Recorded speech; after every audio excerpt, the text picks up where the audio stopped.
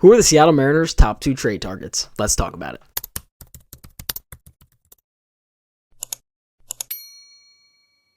So recently, if you've been on X, you saw that Bleacher Report posted Bo Bichette and Vladimir Guerrero's top 10 landing spots at the trade deadline. It's no new news that the Blue Jays have definitely had a disappointing start to the 2024 season, in which they are 26-29, which has them 4.5 games out of a wildcard spot and 11 games out of first place in the AL East. Which, due to their beginning struggles, that has definitely been a major discussion of where 2 of their big players may end up at the trade deadline in Bo Bichette and Vladimir Guerrero Jr. But according to Bleacher Report, the Seattle Mariners have the second best odds in order to get Bo Bichette, and for Vladdy Jr., they are the number 1 team in terms of where he may end up at the deadline. Now, mind you, this is only one channel's opinion, and that is Bleacher Report's, but at the end of the day, it is still definitely something that could happen towards the trade deadline, maybe even a little sooner. But the big question is really, are they worth the price that they would come with? And we're going to go over some of that stuff in today's video, but we're first going to start talking by how they are doing so far in 2024. Now, mind you, Bo Bichette had a very slow start to the season, but so far in these past 3 weeks, he has started to figure it out and get back to his old form. But let's pull up the charts to see how they're doing right now. So in this season, Bo Bichette is hitting 251 while Vladdy is hitting 294.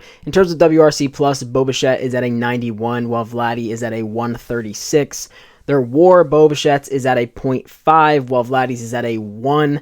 And in terms of their average annual value, Bo Bichette is $11.2 million and Vladdy is $19.9 million. And both of them will be free agents after the 2025 season going into the 2026 season. So as you can see, if the Seattle Mariners were to acquire both of these guys, they would have a year and a half, about not even because the deadline isn't even that long, probably about a year and a few months of them before they are free agents. And which is expected, Vladdy is going to have another $8 million extra compared to Bo Bichette just based on the contract. But just to kind of go over some beginning stuff and based on my opinion on these moves, to me, I think Vladdy Jr. makes a lot more sense than Bo Bichette. While a lot of people seem to disagree with that, I think Vladdy fits this lineup a lot more, especially playing first base. As we know, Ty France has picked it up recently, and he is third on the team in terms of WRC+, but he's still not that power-hitting first baseman that we really need, and definitely not hitting for as high as average as Vladdy is. While I do think Bo Bichette is a great pickup, it kind of leaves a little bit of a logjam in terms of the infield, because who knows if they're going to get rid of Jorge Polanco in this trade, or maybe Josh Rojas. I doubt it'll be Josh, but it's kind of just a lot to navigate, especially with the number of infielders, especially throwing Dylan Moore into the infield mix.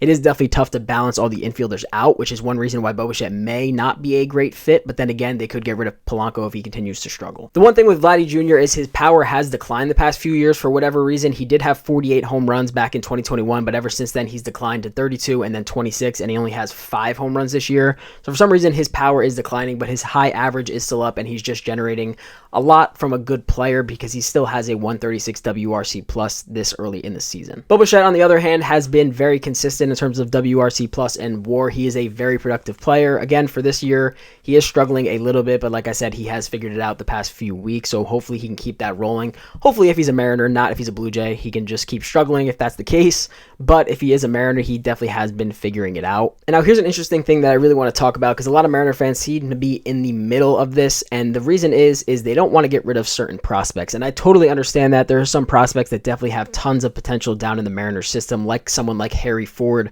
who, you know, hopefully can come up and be a star that everyone hopes he is.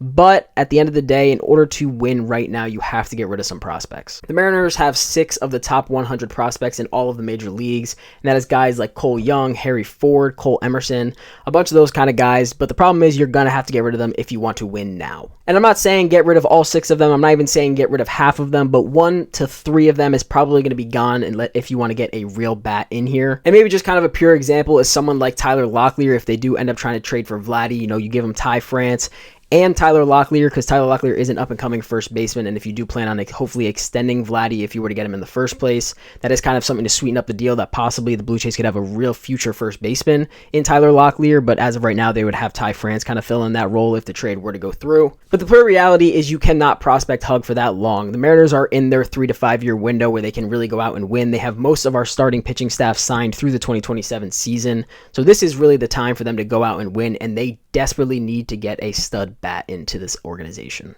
The biggest frustrating part is on paper, this lineup can be very, very good. They are just bottom in a lot of categories offensively and has not gotten any better.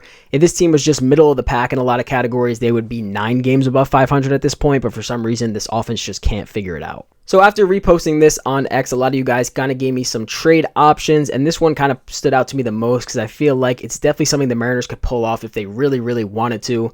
But at the end of the day, I feel like this exact trade isn't necessarily accurate. So shout out to the person whoever posted this. I doubt you're even watching this video, but his trade was the Mariners received Vlad Jr., Bo Bichette, and Jordan Romano, who is also struggling this year, and the Blue Jays received Ty France, Harry Ford, Emerson Hancock, and Ryan Bliss. So the number one issue I have with this trade is that the Blue Jays, there is no way that they would accept this. I feel like this is definitely not enough for those three guys, especially adding Jordan Romano to the mix. Now, something to keep in mind is if the Mariners were to go out and get these three guys, that is probably the only move that they would make at the deadline, which would definitely make them better, even though obviously Romano is struggling. But with our pitching lab, I'm sure they can really help him figure it out. But the Blue Jays would ask for a lot in return for these three guys. So while you give them one MLB-ready player, and Emerson Hancock is arguably in the middle of kind of that MLB-ready, and then two prospects, because obviously Ryan Bliss hasn't gotten a lot of time, and Harry Ford has not even sniffed the majors just yet, I do think that this could be a solid deal, but you're definitely going to have to sweeten up with maybe one more MLB-ready player and then another prospect. So I think maybe anywhere from 5 to 6 players for these three is fair, but again, they're going to have to be some of those top prospects like a Cole Young. You cannot prospect hug them. We need to go out and win, and getting these three would definitely make us better. Vlad Jr. and Bo Bichette both don't strike out a ton, which is great, and Vlad walks a lot more than Bo Bichette does, but Bo Bichette also kind of just has that balancing act where he doesn't walk a lot, but he also doesn't strike out a lot, so that is definitely something that would improve on the strikeout rates. So in terms of a hypothetical lineup, I really just think throwing Bo Bichette and Vlad Jr. into this mix makes us a lot better than we are right now. In my mind, you throw Bo Bichette right in the 2 hole and keep Julio in the 3 spot. That's just my personal opinion. I've always said that Julio is better in the 3 hole like he should have been at the beginning of the year, but a lot of people want him in the 2 hole because your best hitter hits 2nd. But in my opinion, your best hitter hits 3rd, and as you can see, he's doing a lot better in the 3 hole than he was in the 2 hole. But if your top 4 are going JP leading off, Bo Bichette hitting 2nd, Julio hitting 3rd, and Vladdy hitting 4th, that is a scary top 4, and that is definitely something opposing pitchers do not want to face. Now, while there definitely are some other options for the Mariners to go out and get, and I will cover that in a later video, these definitely are 2 guys that stand out on a struggling team right now that definitely will need some prospects and maybe even consider a rebuild if they don't have a chance at the playoffs this season. But please let me know down in the comments what you guys think if the Mariners were to go out and acquire these 2. I definitely think it would be worth it at the right price, with even the possibility of extending one of them by the time they become free agents, like maybe kind of making Julio and Vladdy the franchise guys and just keep building around them. But I think definitely adding these 2 makes the lineup a lot better. But you guys let me know what you guys think down in the comments, and I'll see you guys in the next one. Peace out.